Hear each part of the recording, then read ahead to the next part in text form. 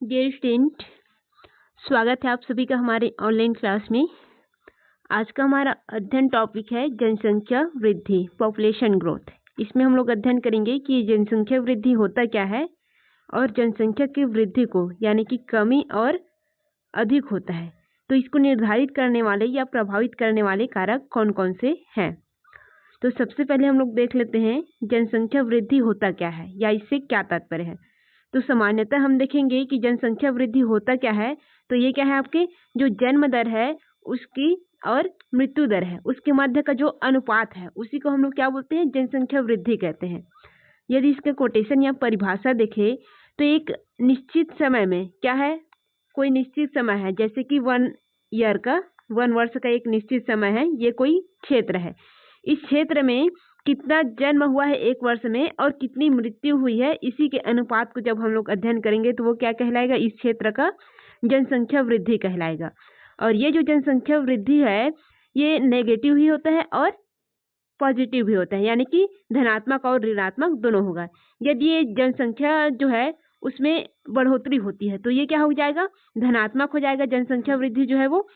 और यदि जनसंख्या में कमी होता है तो ये क्या हो जाएगा, ऋणात्मक हो जाएगा। इसी को बोल देते हैं धनात्मक जनसंख्या वृद्धि और ऋणात्मक जनसंख्या वृद्धि। यदि आपके गांव में जनसंख्या में क्या हो जाता है, वृद्धि हो जाता है एक वर्ष में, तो वो क्या हो जाएगा, आपके गांव का जो जनसंख्या वृद्धि है वो कैसा है, धनात्मक में है। और यदि कमी हो जाता है तो आपके गांव का जो जनसंख्या वृद्धि स्वरूप है वो ऋणात्मक है, निगेटिव। तो ये होता है जनसंख्या वृद्धि। और कुछ और इससे संबंधित महत्वपूर्ण बातें हैं, जैसे कि ये जो धनात्मक जनसंख्या वृद्धि है ये क्या होता है, सदैव सक्रिय नहीं रह सकता, कभी ना कभी यह सीमित होता है या निगेटिव रूप में हो जाता है। जैसे कि विकसित देशों को यदि हम लोग देखते हैं तो वहाँ की जनसंख्या क्या है, पहले तो धनात्मक थी लेकिन वर्तमान में क्या हो गया है, ऋणात्मक हो गया है। तो ये जो धनात्मक जनसंख्या वृद्धि है ये क्या होता है, समय के साथ सीमित होते जाता है, यानी कि सदैव ये गतिमान नहीं होता, कभी ऋणात्मक कभी धनात्मक, इस प्रकार से चलते रहते हैं। और विश्व में जो धनात्मक जनसंख्या वृद्धि है उसका प्रमुख कारण होता है वो है जन्म दर। जहाँ पर जन्म दर अधिक है वहाँ पर जनसंख्या वृद्धि क्या है, धनात्मक में है, और जहाँ पर जन्म दर कम है वहाँ पर जो जनसंख्या वृद्धि है वो ऋणात्मक देखने को मिलेगा। आपको पश्चिमी देशों में जाओगे तो वहाँ पर जनसंख्या वृद्धि जो है वो ऋणात्मक देखने को मिलेगा, और आपके पूर्वी देश और कुछ अन्य देश है जहाँ पर जाओगे तो आप लोग को धनात्मक में देखेगा। अफ्रीका में जाएंगे तो भी धनात्मक मिलेगा, एशिया में भी आपको धनात्मक देखने को मिलेगा। ठीक, तो यह है इसका सामान्य इंट्रोडक्शन जनसंख्या वृद्धि का। नोट के लिए आप स्क्रीनशॉट ले लेंगे। फिर नेक्स्ट टॉपिक है जनसंख्या की परिवर्तनशीलता, यानी कि जनसंख्या में वृद्धि होती है या कमी होती है ना, उसके निर्धारक या प्रभावित करने वाले कारक कौन कौन से हैं, इसको हम लोग देखेंगे। आपके गांव में जनसंख्या बढ़ रही है प्रत्येक वर्ष तो उसका कारण क्या है, और कम हो रहा है तो उसका कारण क्या है, इसका हम लोग अध्ययन करेंगे। तो हम लोग को पता है कि कोई भी देश हो, क्षेत्र हो, वहाँ की जनसंख्या जो वृद्धि है उसको निर्धारित करने में मुख्य रूप से 3 कारक है, और अन्य में देखें तो बहुत सारा है। तो पहले हम लोग मुख्य कारक को देखेंगे फिर अन्य कारक को देखेंगे। तो मुख्य कारक में कौन कौन सा है, हमारा है जन्म दर जिसे हम लोग प्रजननता बोलते हैं, फिर है मृत्यु दर और प्रवास है। ये 3 मुख्य कारक है। तो तीनों मुख्य कारक को देखेंगे, फिर अन्य कारक जो सामाजिक, आर्थिक, सांस्कृतिक, राजनीतिक ये कारक है उनका अध्ययन करेंगे। तो पहले हम लोग देख लेते हैं जन्म दर या प्रजननता, ये जनसंख्या वृद्धि को कैसे प्रभावित करता है। तो पहले जन्म दर होता क्या है इसको समझ लेते हैं, फिर इसका प्रभाव कैसे पड़ता है इसको हम लोग देखेंगे। ये जो जन्म दर है ये महिला के समूह में एक निश्चित समय में वास्तव में जो जीवित बच्चे को जन्म देते हैं उनकी संख्या को क्या बोलते हैं, जन्म दर बोलेंगे। यानी कि ये क्या है, एक निश्चित समय है, जैसे कि 1 वर्ष का, इसमें एक गांव है, इस गांव में जो महिलाएं समूह है या महिलाएं हैं वो कितने बच्चों को जन्म दिए हैं, उनमें से कितने जीवित बच्चे हैं, जो जीवित बच्चों की संख्या है वही क्या है, वहां का जन्म दर कहलाता है। फिर है यहाँ पर दिया हुआ है इसका कोटेशन, प्रति वर्ष में प्रति 1000 व्यक्तियों में जितने जीवित बच्चे जन्म होते हैं वो उसका क्या है, जन्म दर होता है। अब ये जनसंख्या वृद्धि को कई तरह से प्रभावित करता है।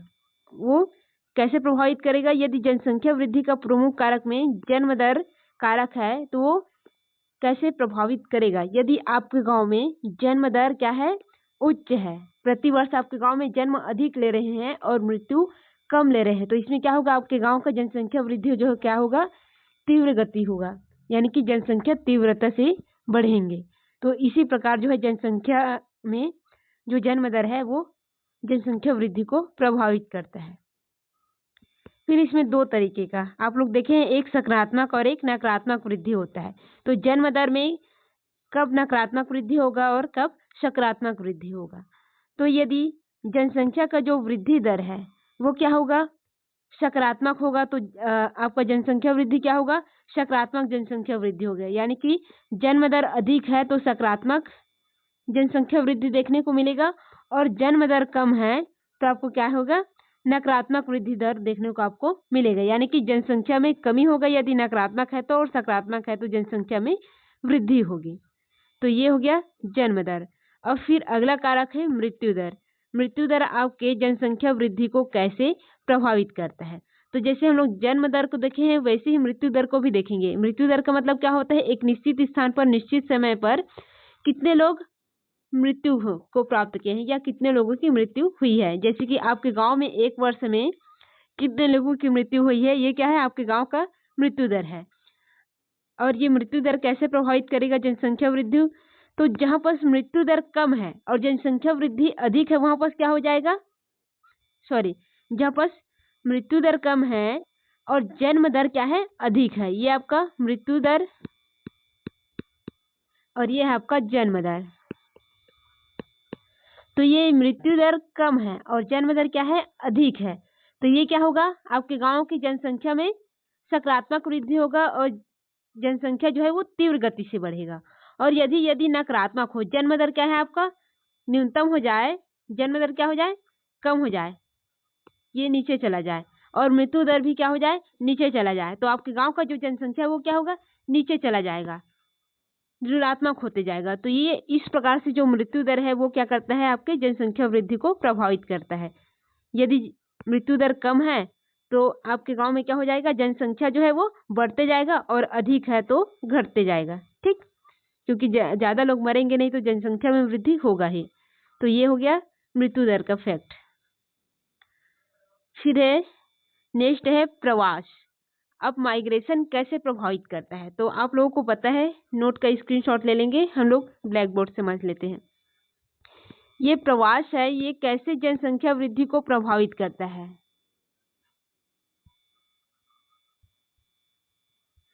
तो जो प्रवास जो है ये एक स्थान है, ये दूसरा स्थान है। यदि यहाँ से जनसंख्या यहाँ क्या करते हैं, अधिक मात्रा में जाते हैं, तो यहाँ का जनसंख्या क्या हो जाएगा, बढ़ जाएगा, और यहाँ की जनसंख्या पहले ही भी अधिक थी तो यहाँ का जनसंख्या वृद्धि क्या हो जाएगा, अधिक हो जाएगा, और यहाँ का क्या हो जाएगा, कम हो जाएगा। ठीक इसी प्रकार यदि हम लोग यहाँ की जनसंख्या जो है यहाँ अधिक आएंगे तो यहाँ का जनसंख्या वृद्धि अधिक होगा, यहाँ कम होगा। तो ये क्या है, जिस क्षेत्र में प्रवास होता है, यानी कि ये दूसरा क्षेत्र है, यहाँ पर वन वाले क्षेत्र से प्रवास अधिक हो रहा है ना, तो इस क्षेत्र में क्या हो जाएगा, जनसंख्या वृद्धि आपका अधिक हो जाएगा, ठीक, और यहाँ पर आपका कम हो जाएगा। तो जिस क्षेत्र में प्रवास होता है उस क्षेत्र में क्या है, जनसंख्या वृद्धि अधिक होती है, और जिस क्षेत्र से लोग प्रवास करते हैं उस क्षेत्र में कम हो जाता है। तो ये इस प्रकार से उसको प्रभावित करता है। तो इसका कारक ये दिया हुआ है, और प्रवास क्यों करते हैं इसको भी इसमें ऐड कर दिए हैं, नोट में आप लोग पढ़ लेंगे अच्छे से। फिर है अन्य कारक। तो अन्य कारक में जो जनसंख्या वृद्धि को प्रभावित करने वाले कारक है, इसमें सामाजिक, आर्थिक, राजनीतिक, सांस्कृतिक, ये अन्य प्रकार के कारक भी हैं जो कि जनसंख्या की वृद्धि को प्रभावित करते हैं, खास करके अल्प विकसित क्षेत्र और विकासशील क्षेत्रों में। तो ये कारक कौन कौन से हैं इसका हम लोग अध्ययन कर लेते हैं। पहली चीज हम लोग देखेंगे तो अल्प विकसित और जो विकासशील क्षेत्र है वहां पर जनसंख्या वृद्धि का जो कारक है, जैसे कि हमारा भारत नंबर 1 में है, तो इसका कारक क्या है कि जनसंख्या इतना तीव्र गति से बढ़ा है या तीव्र गति से वृद्धि किया है। तो पहला चीज है निर्धनता। निर्धनता जनसंख्या वृद्धि को कैसे प्रभावित करता है, आपको पता है कि गांव में जितना कम जनसंख्या है उतना ही आय उनको कम प्राप्त होगा। यदि एक घर है, यहाँ पर 3 सदस्य है, 3 सदस्य में से 2 सदस्य यदि कुछ कार्य नहीं करते, एक कार्य करेगा तो उसको क्या होगा, धन कम प्राप्त होगा।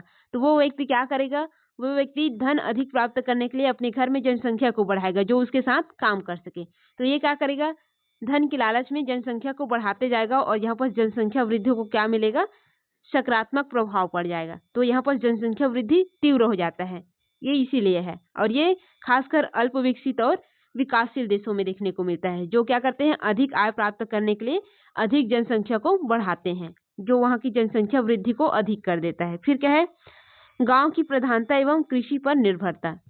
जो क्षेत्र ज्यादा कृषि पर निर्भर रहते हैं वो लोग क्या करते हैं, खेतों में कार्य करने के लिए और कार्य करके आय प्राप्त करने के लिए जनसंख्या को अधिक बढ़ाते हैं, ताकि उनको बाहर से श्रमिक की जरूरत न पड़े या वो लोग खुद श्रमिक के रूप में कार्य करके ज्यादा धन प्राप्त कर सकें। ये कारक है जनसंख्या वृद्धि को अधिक करने का। फिर अन्य कारक में देखें तो प्रति व्यक्ति आय में वृद्धि में प्रारंभ हो जाता है। यदि आपको पता है कि आपका घर में पहले क्या हो रहा था, आय कम आ रहा था और अचानक से आपके घर में आय आना जो है वो प्रारंभ हो गया, तो आप लोग क्या करेंगे, आप लोग जनसंख्या को और अधिक करेंगे, जिससे ताकि आपके घर में और अधिक आय आते जाए, ये सोच करके। तो ये भी क्या करेगा, आपके क्षेत्र में जनसंख्या वृद्धि को प्रभावित करेगा। फिर अगला फैक्टर देखेंगे तो सामाजिक एवं धार्मिक अंधविश्वास। आपके गांव में देखना आप लोग कई प्रकार के रूढ़िवादी वगैरह होते हैं, जो क्या करते हैं, जनसंख्या वृद्धि को बढ़ावा देते हैं। इसमें अनेक प्रकार के आप लोगों के यहाँ अंधविश्वास वगैरह होंगे, रूढ़िवादी प्रथा वगैरह होंगे, जो आपको पता है उसको आप लोग लिख लेंगे। फिर क्या है, शिक्षा का अभाव। ज्यादातर क्षेत्रों में जो अशिक्षित है या विकासशील देश है वहां पर शिक्षा का अभाव होता है, या उनके पास शिक्षा तो होती है लेकिन साक्षरता की कमी होती है, और साक्षरता की कमी होने के कारण उनको जो जनसंख्या वृद्धि तीव्र होता है, अधिक जनसंख्या वृद्धि होता है, उसका क्या नकारात्मक परिणाम है उसका उनको अनुभव नहीं होता है। इसी वजह से वो लोग क्या करते हैं, जनसंख्या को और बढ़ाते जाते हैं। तो ये शिक्षा का अभाव भी क्या करता है, जनसंख्या वृद्धि को बढ़ाता है। उनको परिवार नियोजन के बारे में पता नहीं होता। यदि अधिक जनसंख्या वृद्धि है तो उनके आय में कमी होगा, इससे संबंधित उनके पास कोई क्या होता है, अनुभव नहीं होता है। यानी कि शिक्षा तो है उनके पास, पढ़े लिखे तो रहते हैं, लेकिन साक्षरता का अभाव देखने को मिलता है, ये कहा जा सकते हैं। फिर है संयुक्त परिवार प्रथा। कुछ देशों में क्या मिलता है, ये देखने को मिलता है, और जहाँ पर संयुक्त परिवार प्रथा देखने को मिलता है वहां पर क्या करते हैं, अधिक से अधिक जनसंख्या बढ़ाते हैं, ताकि क्या कर सके, आय जो है घर में अधिक आ सके, परिवार जो है अच्छे खासे से पल सके, परिवार का स्टैंडर्ड बढ़ा रहे। इस प्रकार की जो सोच होती है संयुक्त परिवार में, ये भी क्या करते हैं, जनसंख्या वृद्धि को बढ़ाने में सहयोग प्रदान करता है, या जनसंख्या वृद्धि को सकारात्मक प्रदान करता है। अब इसके बाद हम लोग देखेंगे तो कुछ सांस्कृतिक कारक भी है, जिसमें आप लोग का पर्यटन वगैरह है या धार्मिक आस्था है। आप लोग क्या करते हैं, जिस क्षेत्र में आपके ही संप्रदाय के लोग रहते हैं और आपके ही धर्म से संबंधित कुछ मंदिर वगैरह रहते हैं, तो आप लोग क्या करते हैं, उसी क्षेत्र में अपने धर्म संप्रदाय के क्षेत्र में पलायन कर जाते हैं और वहां से फिर वापस नहीं जाते। तो इस क्षेत्र में क्या हो जाता है, जनसंख्या वृद्धि बढ़ जाता है। और फिर वैसे ही कुछ क्षेत्रों में तो है जहाँ पर आपके पर्वत वगैरह, स्वास्थ्यवर्धक जलवायु वगैरह देखने को मिलता है, वहां पर क्या करते हैं, लोग सैलानी बन करके आते हैं और इसी स्थान पर हमेशा के लिए रह जाते हैं। तो ये भी क्या करता है, यहाँ की जनसंख्या वृद्धि को बढ़ा देता है। फिर आप लोग देखेंगे राजनीतिक कारक। तो राजनीतिक कारक जनसंख्या वृद्धि को कैसे प्रभावित करता है, तो राजनीतिक कारक में आप लोग देखे होंगे क्या क्या आता है, सुरक्षा आता है, प्रवास नीति वगैरह आता है, और अन्य प्रकार के जो कानून वगैरह है वो आ जाता है, प्लस शासन आता है। तो आपको पता है जिस देश में प्रजातांत्रिक शासन है, सरकार स्थिर है, उस क्षेत्र में जनसंख्या अधिक वृद्धि करता है, विकास करता है, और जनसंख्या बढ़ते क्रम में रहता है, यानी कि धनात्मक होता है, क्योंकि वहां पर सरकार क्या करते हैं, जो मानव है या प्रजा है उसके समर्थन में कार्य करते हैं। इसी वजह से प्रजा खुश भी रहता है और अपनी जनसंख्या को लगातार बढ़ाते रहते हैं। प्लस वो प्रजातांत्रिक क्षेत्र में यदि सरकार क्या करता है, उनके विरुद्ध किसी भी प्रकार का जनसंख्या नियंत्रण वगैरह कार्यक्रम नहीं चलाता है। तो ये सभी कारक भी होते हैं जो प्रभावित करता है। और सुरक्षा की बात करें, जिस क्षेत्र में सुरक्षा की अच्छी व्यवस्था नहीं होती है उस क्षेत्र में क्या होता है, जनसंख्या कम रहना पसंद करते हैं, और जिस क्षेत्र में सुरक्षा की अच्छी व्यवस्था होती है उस क्षेत्र में क्या करते हैं, जनसंख्या अधिक रहना पसंद करते हैं। तो इस क्षेत्र में क्या हो जाता है, जनसंख्या वृद्धि जो है वो अधिक मिलता है और इस क्षेत्र में कम मिलता है। उसी प्रकार हम लोग देखेंगे तो प्रवास नीति। किसी देश की जो सरकार है वो प्रवास नीति जिस प्रकार से बनाएगा उसी प्रकार से वहां की जनसंख्या वृद्धि होगी। हम लोग देखते हैं कि ज़्यादातर लोग रोजगार, उच्च शिक्षा, स्वास्थ्य वगैरह के लिए किसी और स्थान पर प्रवासित हो जाते हैं। जैसे ये एक स्थान हो गया, ये दूसरा स्थान हो गया। यहाँ बस क्या है, स्वच्छता, रोजगार वगैरह हो गया, शिक्षा वगैरह हो गया, अन्य प्रकार के सुरक्षा वगैरह हो गया, वो क्या है, कम है, यानी कि माइनस है। और यहाँ पास क्या है, ये सभी प्रकार की सुविधाएं उच्च है। तो लोग यहाँ पास क्या हो जाएंगे, यहाँ से यहाँ पलायन कर जाएंगे। तो यहाँ का जो जनसंख्या वृद्धि है वो क्या हो जाएगा, हाई रहेगा और यहाँ कम होते जाएगा। तो ये प्रवास नीति वगैरह भी क्या करता है, जनसंख्या वृद्धि को प्रभावित करता है। तो ये सभी कारक है जो जनसंख्या वृद्धि को प्रभावित या निर्धारित करता है, उनको सीमित करता है या असीमित करता है। तो आज के लिए इतना ही, धन्यवाद।